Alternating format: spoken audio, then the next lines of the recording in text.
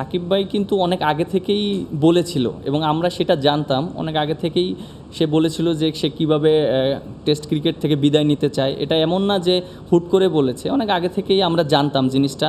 এখন সেটা একটা প্রসেসের ব্যাপার, সেটা টিম ম্যানেজমেন্টের সাথে কথা বলেছে এবং আমাদের প্লেয়ারদের সাথে সবার সাথে ডিসকাস হয়েছে এবং আমরা ওইভাবেই তাকে ওইভাবে গ্রহণ করেছি। তার একটা স্বপ্নের কথা বলেছে এবং তার শেষটা দেশের মাটিতে হতে মানে চেয়েছে সে।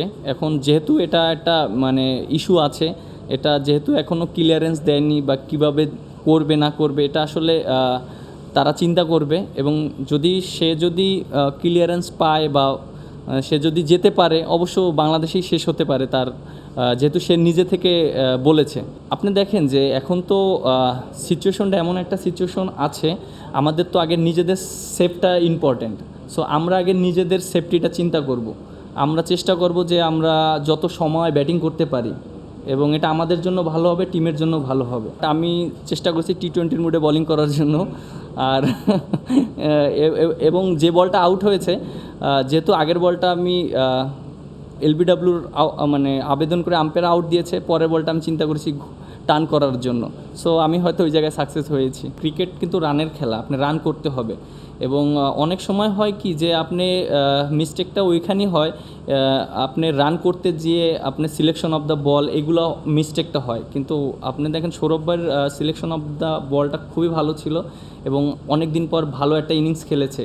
এবং আমার কাছে মনে হয় যে ওনার যে টেম্পারমেন্ট এবং ওনার যে কমিটমেন্ট ছিল খুবই ভালো ছিল, এর জন্য উনি রান করতে পেরেছে। সিচুয়েশন যেভাবে ছিল, তারা যেভাবে এসেছে, তারা তো মানে রান করার জন্য এসেছে। আপনার ফার্স্ট ওভারে 12 রান হয়েছে এবং সেকেন্ড ওভারে আপনি ফার্স্ট 2 বলে 2-6 হয়েছে। সো এটা তো দেখলেই বোঝা যায় যে না, তারা রান করার জন্য এসেছে এবং তারা যত দ্রুত রান তুলে নিতে পারে। ওভারঅল আপনি দেখেন যে এটা যেটা আমি বললাম, টেস্ট ক্রিকেটে সবসময় অনেক সিচুয়েশন আসে, আপনি দেখেন।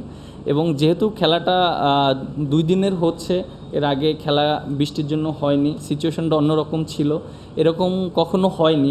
এটা অবশ্যই আমার জন্য নতুন একটা জার্নি ছিল।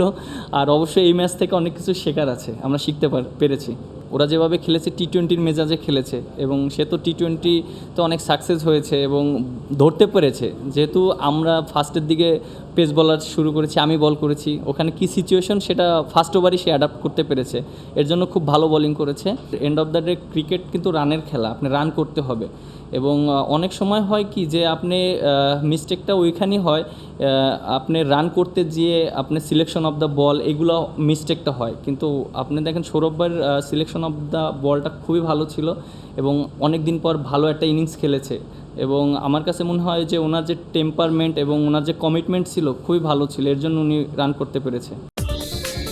দেশ বিদেশের সর্বশেষ সংবাদ সবার আগে জানতে ক্লিক করুন risingbeauty.com। প্রতি মুহূর্তের খবর অনলাইনে। 250-টিরও বেশি ডিজাইন অপশন নিয়ে ওয়ালটন স্মার্ট ফ্রিজ, বোঝে আপনার প্রয়োজন।